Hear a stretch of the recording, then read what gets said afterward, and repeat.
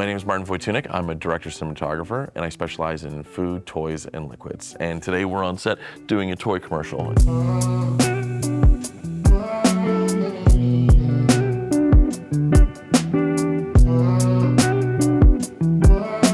I guess I got started in filmmaking back in 2003. I went to film school and I just fell in love with just the process, camera work and behind the camera. I never looked back.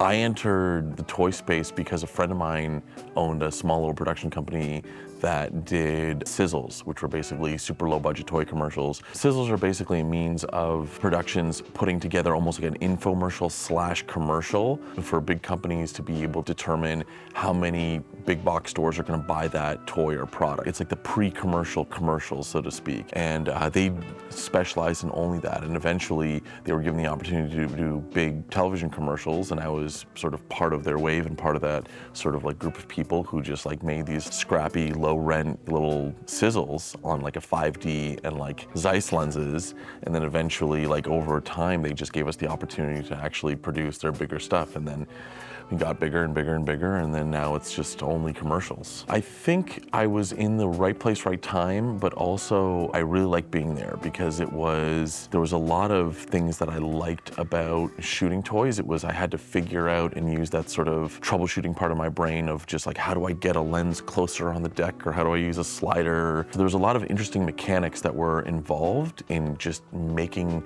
the toys feel more human-like in the interaction that you need to be able to sell the toy. That technical space was very interesting to me. But also, yeah, it was like big nostalgia to be able to sort of be part of a world of watching Saturday morning cartoons. To be able to kind of be part of that universe is pretty fun.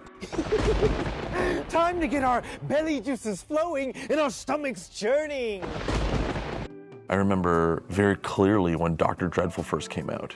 And it was like this laboratory toy where you mix like a powder and like water and liquids into these molds, and you pulled bugs out and spiders and creepy crawly things. And I got to direct and shoot one of those commercials, which was like a crazy full circle moment for me, like, because I was totally fanning and geeking out about directing these sort of like little slimy spots. And it's like now putting a world of knowledge into, you know, what we know as a craft into the toy to try and sell the toy to make it exciting for the next generation of kids.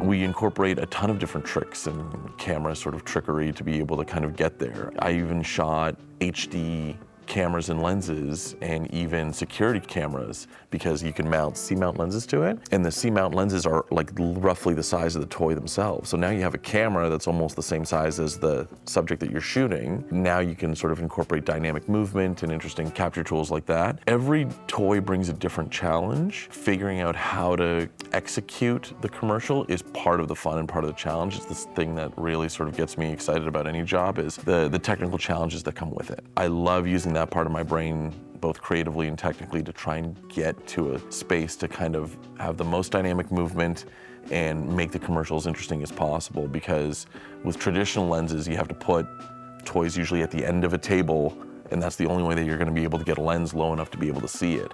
But incorporating interactivity, movement, dollies, sliders, any of that kind of stuff, it becomes pretty cumbersome because the technology is so big and the toy is so small. So you have to really sort of get in the weeds of like esoteric camera gear to be able to make an interesting 30-second spot. We're gonna be in pre-production for 3 months, and then we'll have 10 weeks of shooting, so I thought it'd be a little more convenient. Typically the steps before you get onto set, it's a pretty lengthy process before I'm actually shooting anything. Sometimes the clients will have an idea for a commercial. Then they give me like rough storyboards that they have done, and then I take it and then create a story out of it. And then from there, then we have budget discussions, and do things need to be tempered in terms of like, oh, we can't go that flashy, we have to tone it down a little bit. And then after a couple back and forth from there, then we deal with casting. And then while that's happening simultaneously, I'm reaching out and putting feelers out for crew, just so grip, lighting, camera, production designers, to engage the team that we're going to need to be able to execute the vision that's in those storyboards. And then after that, it's editing, and then color, and then a bunch of onlines, all the boring stuff. hatch a Hatchimal.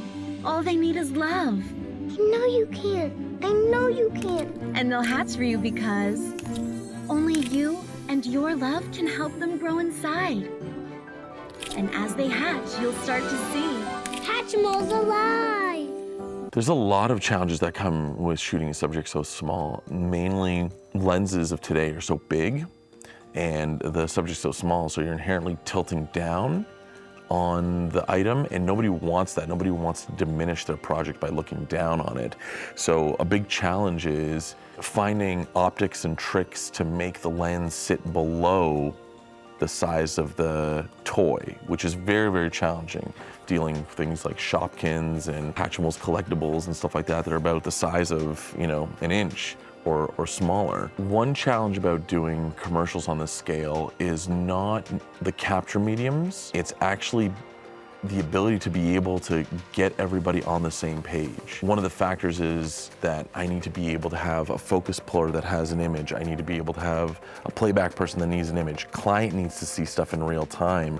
This would be considerably easier if we shot like A7S3s or FX3s or smaller cameras, even like Lumix and Panasonic and all that kind of stuff. It'd be much easier to use those systems, but it doesn't have the infrastructure behind it to be able to use it in a professional setting.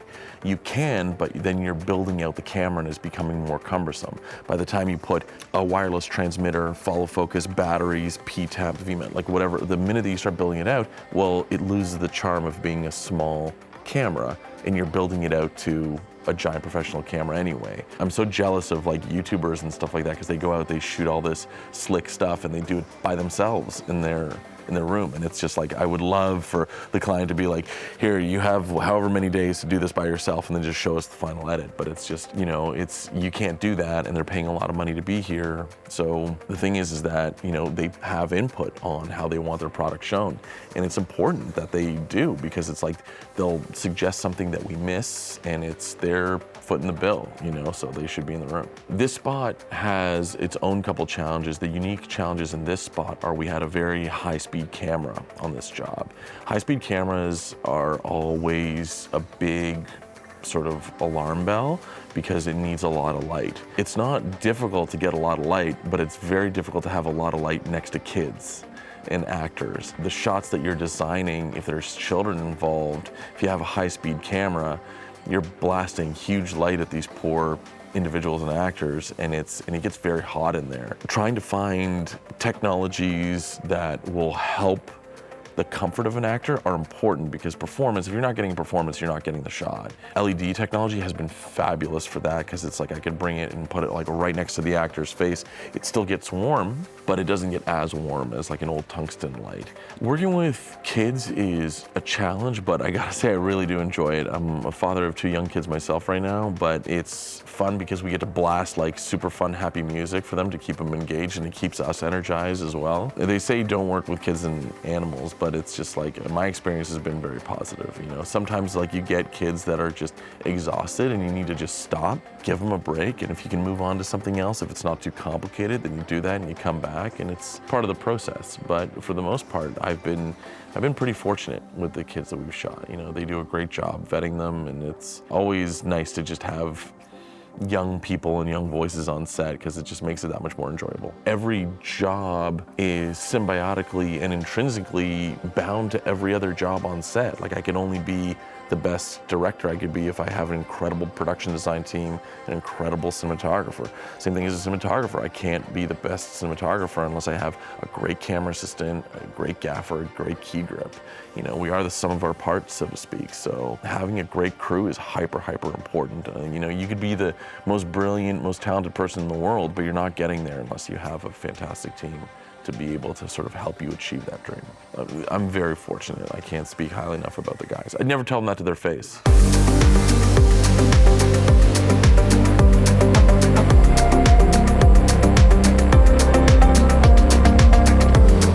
The best advice I have for people just starting out are shoot. Shoot, execute, repeat, and just keep shooting.